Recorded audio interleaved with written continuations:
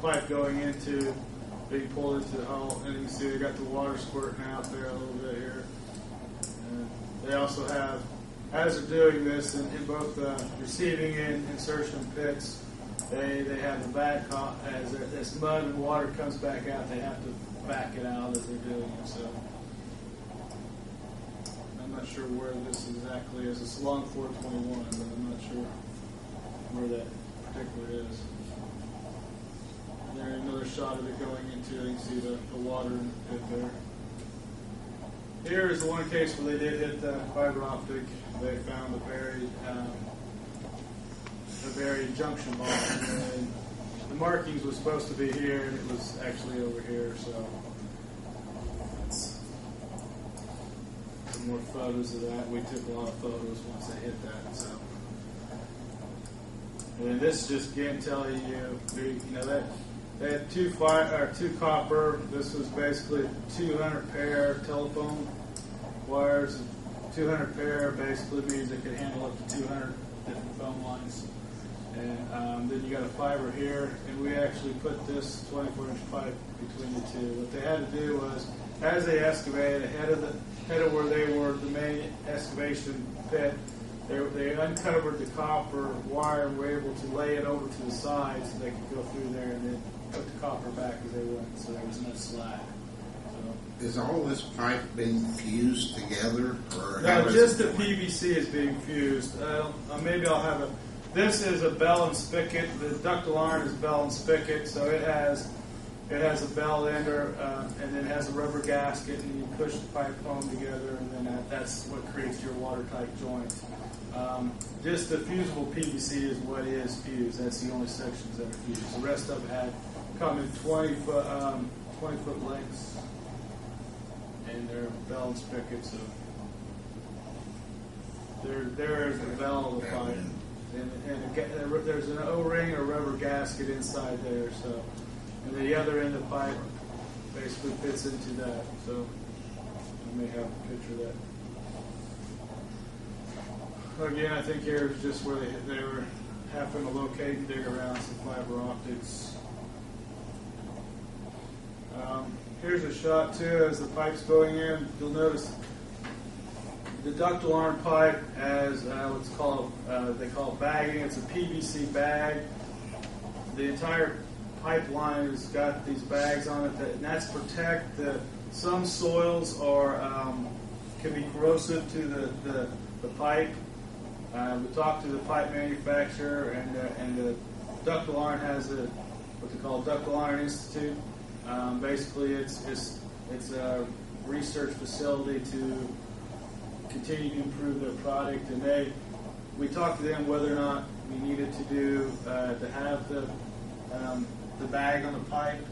Their recommendation was if we didn't have extensive soil borings, to go ahead and bag it just as an added protection. It adds about $1 per foot, so it's not.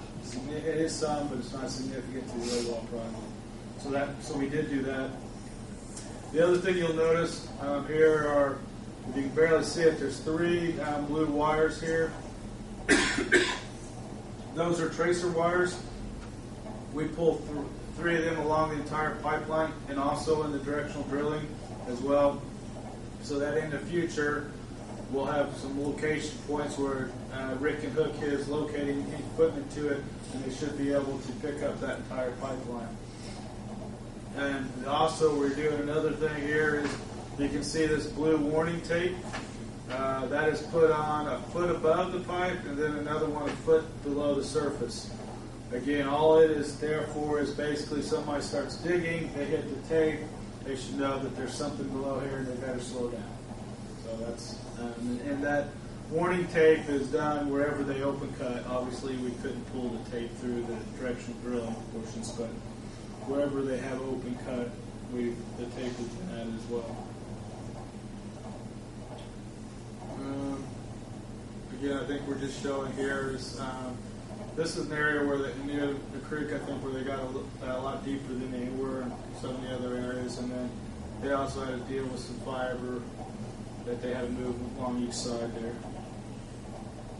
There's another shot. You can see they're pulling 3 strands of copper wire for tracer wires, and then you can see the different elevations of the tape itself. It's on the tower. Is that by the tower? Yeah. The cell tower. The cell tower. Okay, that's by the cell tower out there at 421. And you can see this is the box that he's supposed to be in. I'm not sure why he's not in there at that point.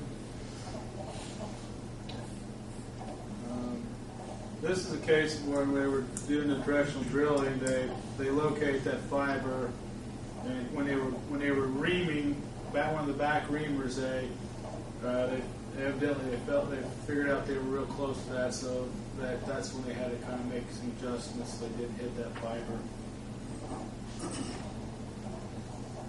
I really don't know what we're showing over there, so I'll move on. Here's another good one showing working around. Like I said earlier, they had moved this copper line over as they went through and put it back, and they got the warning tape, and then the fibers right here. So it's a real tight corridor they were in to try to get this pipe through there.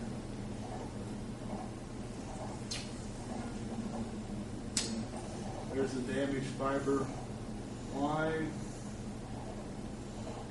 And then here they're using the jet truck to expose it ahead of schedule, ahead of their excavation, so that they didn't hit it anymore.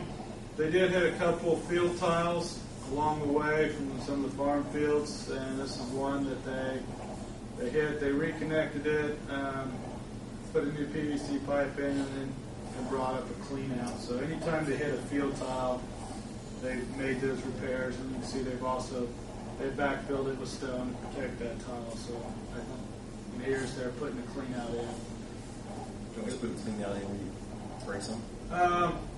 There was one there before, so they did put one back. If it makes sense, they would. I won't say they do it every time. In this case, they did have one. I think the farmer was out there at the time, and he said he definitely wanted that back. So, now's the time when you expose like now's the time to put that back in anyway. So, this gives him the ability if in the future if we ever do to clean it out. So, and there you can see they made the Fernco or watertight connection to the existing tile, and then put new PVC in. We got a lot of pictures of this, and this is more to protect us and the contractor if something happens down the road that the farmer comes back and say we didn't do a good job. So you see us back building the stuff, so we'll run it back up sometime. Here's a bore pit when they're boring. This is up at Flat Rock. They end up. This is the one bore they end up having to abandon it, but they got about halfway across with the rock, but then they couldn't make all the way through there. You can see that the bore pit is set up, and then this is the casing pipe, and then the carrier pipes inside there. And here's they're making some connections at the Flat Rock pump station. They had some grade elevation differences they had to deal with, where they had to cross the road at this grade. The existing pipe is, I believe, roughly right in here, so they had to make a grade transition. You start to see it here. There we go up there. Here's the casing pipe. You can see the carrier pipe in there. I think they're working on some of the fittings to make it turn. This is all up by the Flat Rock intake structure. There's a better shot of the connection. This was the existing pipe that was put in as part of the water treatment plant project. They stubbed it out to here, and then these guys connected this point. So. And there is a fire hydrant, or better known as a flushing hydrant we put there. We've got 2 of these, 1 at each end. Again, this is more for filling and flushing the line than it will be for actual, I guess you could use it for fire protection. It won't be finished water, but it'll be raw water. But it's more of a flushing hydrant than it is anything else. And I think this is where we had a complaint about this is a long time ago, because this was after a rain, so I know it was a long time ago. There was some possibility of some erosion, so somebody complained they had some mud in their basement from our project, and we were taking some pictures to confirm that the mud did come from us.